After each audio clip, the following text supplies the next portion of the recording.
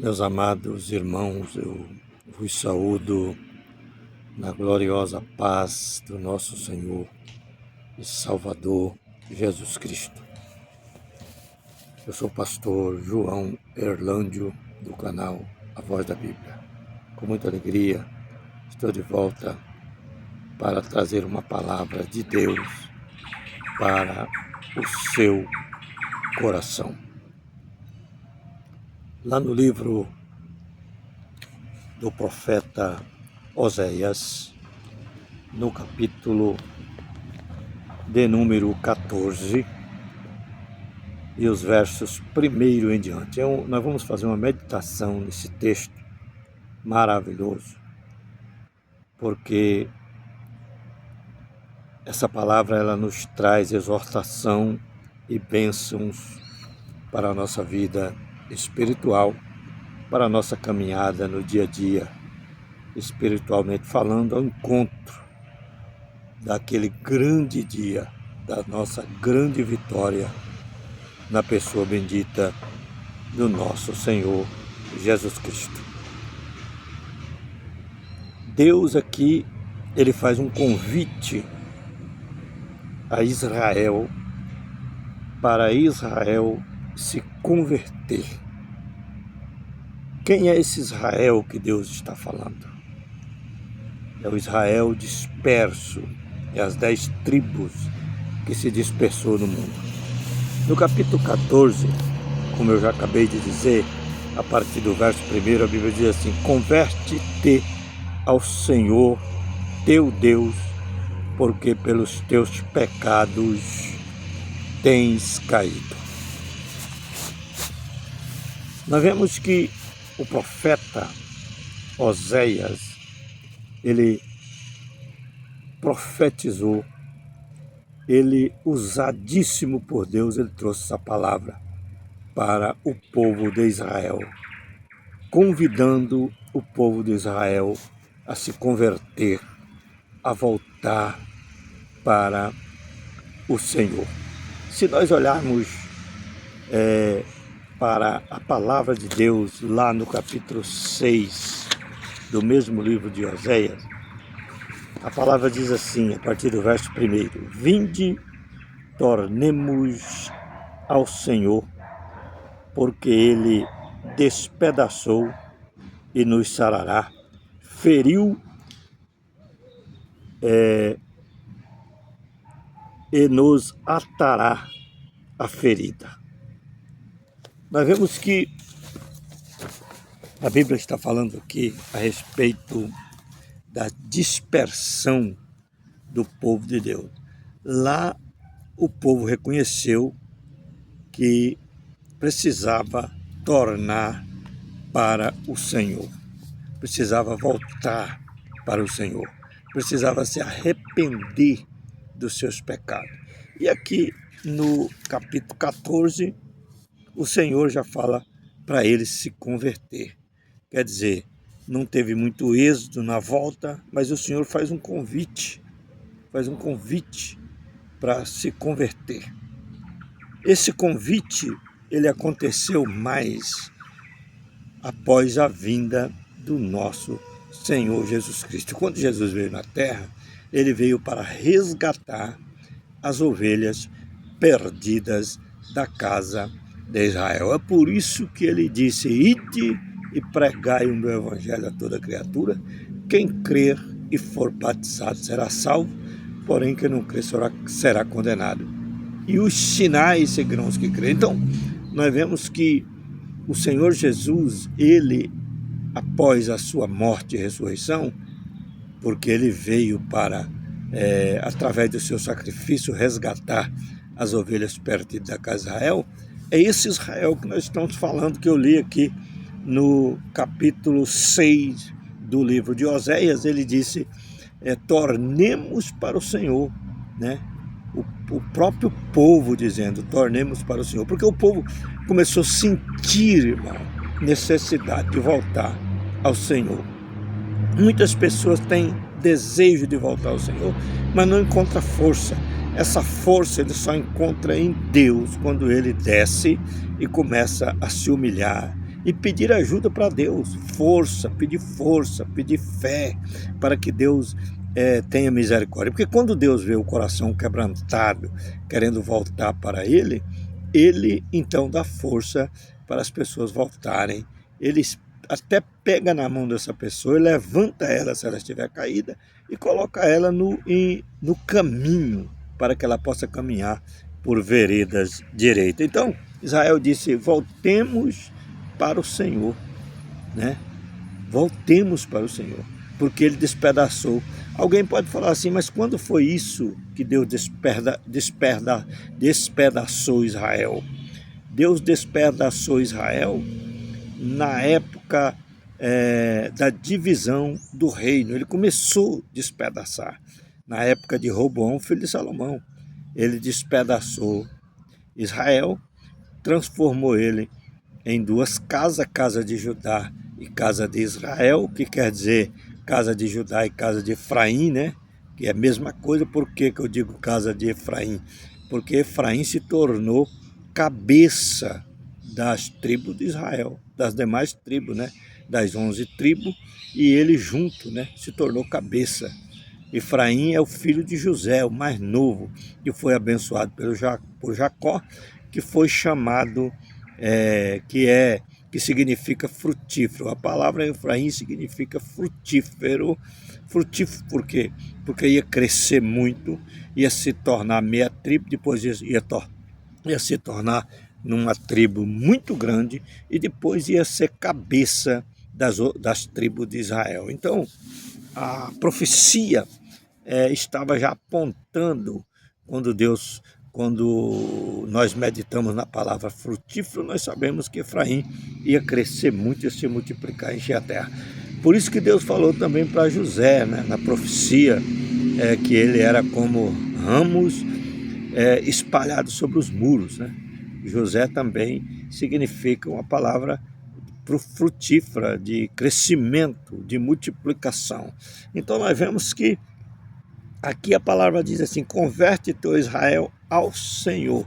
Então as 10 tribos, elas foram dispersas no meio das nações, ela se esparramou no meio das nações. Ela foi para a Síria, ela foi para os outros países árabes. Hoje nós temos israelitas dispersos no mundo inteiro. Nós temos israelitas dispersos na Rússia, nós temos israelitas dispersos na China, nós temos no Japão, nós temos em toda a Ásia Menor, né? Em toda a Ásia Menor e também na Ásia Maior, que é os países maiores asiáticos, nós temos israelitas dispersos. Temos israelitas dispersos até aqui no nosso país, o Brasil tem muitos israelitas dispersos. E Jesus, na verdade, ele veio para resgatar, para buscar as ovelhas perdidas da casa de Israel, né? Jesus veio para resgatar esse povo de volta. Por quê? Porque o plano de Jesus é unir as duas casas de Israel novamente. Mas essa união, ela só vai acontecer no milênio. Só vai acontecer no milênio. Está se unindo agora no sentido espiritual, mas na sua totalidade, as 10 tribos unificadas, ou digo melhor, as 12 tribos unificadas novamente, só vai acontecer no começo do milênio. Então isso que nós vamos discorrer agora com a ajuda, com a orientação do Espírito Santo. E aqui o profeta já tinha profetizado, converte teu Israel ao Senhor, teu Deus, porque pelos teus pecados tem caído. Na verdade, Israel caiu. Por quê, irmão? Que Israel foi disperso? Porque Deus quis dispersá-lo simplesmente? Não. Israel foi disperso porque Israel pecou. Israel desobedeceu, deixou de adorar o Deus, Jeová, o Todo-Poderoso, para adorar os Baalins, para adorar os deuses de prata, de ouro, de pedra, feito pela mão dos homens, né? Feito pelas mãos dos homens. Então Deus se indignou, porque ele não divide a glória dele com ninguém. E o povo dele agora estava adorando outros deuses, e Deus resolveu puni-los de uma certa forma, para eles, e dispersou, lançou eles, não queria mais eles diante dele. Ele falou assim que eles iam fazer, que ele ia fazer isso, e o povo de Israel não iria ser mais povo dele. No lugar onde vocês era povo, que vocês eram chamados de povo, vocês não vão ser mais povo, né? O povo que era povo não vai deixar de ser povo, entendeu? Então Deus abandonou Israel por um período e lançou eles no meio das nações. Mas Deus tinha um plano. O próprio Deus, ele disse na sua palavra, o povo que não era povo, ele vai tornar a ser povo. Ele vai tornar a ser povo novamente. E eu vou trazer eles de volta, entendeu? Aqueles que não eram mais filhos vão ser filhos novamente. E eles vão dizer que o Senhor é o seu Deus. Eu serei o seu Deus e eles serão o meu povo. Então Deus, ele faz uma promessa maravilhosa para o povo de Israel. E aqui, nesse texto diz assim, tomai convosco palavras e convertei-vos ao Senhor. Tomai convosco palavras e convertei-vos ao Senhor. Dizei-lhe, tira toda a iniquidade, aceita o que é bom, e oferecemos como novilhos os sacrifícios dos nossos lábios. Então, quer dizer, aquele tempo era sacrifício, imolando animais. Mas Jesus, ele já foi imolado por nós. Esse Jesus que eu acabei de dizer, que veio aqui e morreu na cruz para resgatar as ovelhas perdidas de Israel, e depois ele deu ordem aos discípulos que fosse por todo mundo e pregasse o evangelho a toda criatura. Esse Jesus, ele foi imolado como Cordeiro de Deus que tira o pecado do mundo, entendeu? Então começou agora em Cristo, de Cristo para cá começou agora a unificação das duas casas já no sentido espiritual, porque Jesus disse, ide antes as ovelhas perdidas da casa de Israel. E aqui continua, eu vou continuar a leitura para nós fazer uma reflexão melhor sobre esta palavra. Não nos salvará a Síria. Olha, foram dispersos para a Síria, e agora não nos salvará a Síria. Não iremos montados em cavalos, e a obra das nossas mãos já não diremos mais, tu és o nosso Deus, porque por ti, ó órfão, alcança misericórdia. Tá vendo? Então nós vemos aqui que a palavra de convite para se converter, entendeu? A Síria não salvará. A Síria não tem poder de salvar. Quer dizer, os países que eles iam, não ia representado pela Síria, não poderia resolver o problema deles espiritualmente, não poderia salvá-los. Agora aqui, olha, a palavra continua dizendo assim, eu sararei a sua infidelidade, eu voluntariamente os amarei, porque a minha ira se apartou deles. Quer dizer, Deus está dizendo que o tempo aqui tinha chegado da ira deles se apartar, porque Jesus veio, e quando Jesus estava na terra, começou-se a pregação de resgate, de trazer de volta as ovelhas perdidas da casa de Israel, e Deus agora não está irado, porque Deus olhava aqui na terra e ele via o seu filho, né? O seu unigênito aqui na terra, que se fez carne e habitou entre nós, para resgatar nós do nosso pecado, da nossa idolatria, da nossa desobediência, e voltar para Deus. E ele está dizendo, eu serei para Israel como o orvalho, ele florescerá como o lírio e lançará as suas raízes como o cedro do Líbano.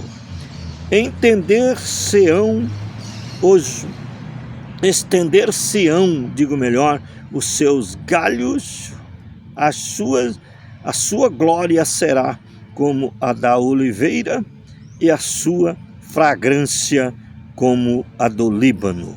Voltarão os que habitam debaixo da sua sombra, serão vivificados como o trigo e florescerão como a vide. A sua memória será como o vinho do Líbano. Efraim dirá: que mais tenho eu com os ídolos? Está vendo? Hoje tem milhares de israelitas dispersos que voltou para Deus, para Jesus, que diz assim: que temos nós com os ídolos? Eu digo isso para vocês: que tenho eu com os ídolos? O que você tem com os ídolos? Abandone a idolatria, porque ídolo aqui não é só imagem de escultura, irmão. Se você adora o que você tem mais do que a Deus, você já está fora do plano de salvação. Se você adora os bens que você possui mais do que a Deus, você já está fora do plano de salvação. Se você ama o seu carro, a sua fazenda, o seu boi, mais, a sua casa mais do que a Deus, cuidado, meu irmão. Eu tenho notado muita gente que só pensa aqui, só pensa nas coisas materiais e o coração está longe de Deus. Eles são religiosos, vão uma vez ou duas por semana na igreja e acham que já estão salvos. E eles não estão fazendo nada para Deus, não estão fazendo o trabalho que deve ser feito para ajudar a resgatar os nossos irmãos que estão perdidos no meio do mundo do pecado. E Deus está nos salvando, nos levantando para isso, para resgatar as ovelhas perdidas da casa de Israel. Olha bem o que diz aqui. Eu disse Efraim. Quando eu disse a palavra Efraim dirá: que mais tenho eu com os ídolos? Aqui Deus está falando com toda a casa de Israel, porque Efraim aqui era o representante legal das 10 tribos que se dispersou. Você está me entendendo? Efraim está junto, faz parte das 10 tribos. E Efraim virou como cabeça, porque Israel pecou mais por causa de Efraim. Porque Efraim era uma descendência de Cã com hebreu, entendeu? Descendência de Cã, porque a mulher de José lá no Egito era descendente de Cã, do filho de Noé, aquele que foi amaldiçoado por Noé. Então nós vemos que a palavra continua dizendo assim: quem é sábio para que você entenda essas coisas? Olha aí, você é sábio ou não?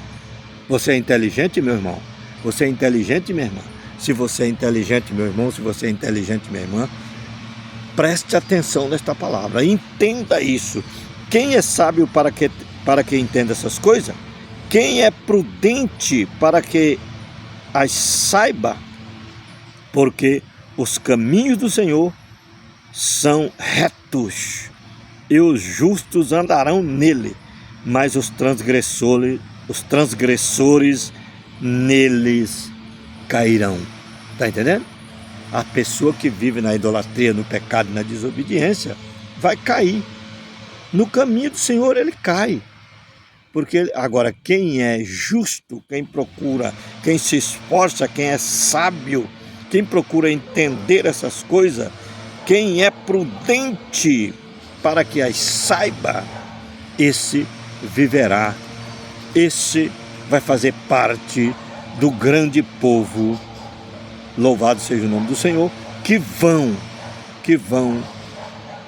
participar do reino milenial, uns como eleito, como igreja, e outros para edificar a terra durante 1000 anos, no reino milenial de Cristo. Essa é a verdade da palavra do Senhor. Então, meus irmãos, seja sábio para entender essas coisas. Israel foi disperso, Jesus veio e ordenou os discípulos: ide, pregai o meu evangelho. Começa em Jerusalém, Judeia, e vai até aos confins da terra. Vai até os confins da terra. E esse evangelho chegou a nós. Nós fomos resgatados.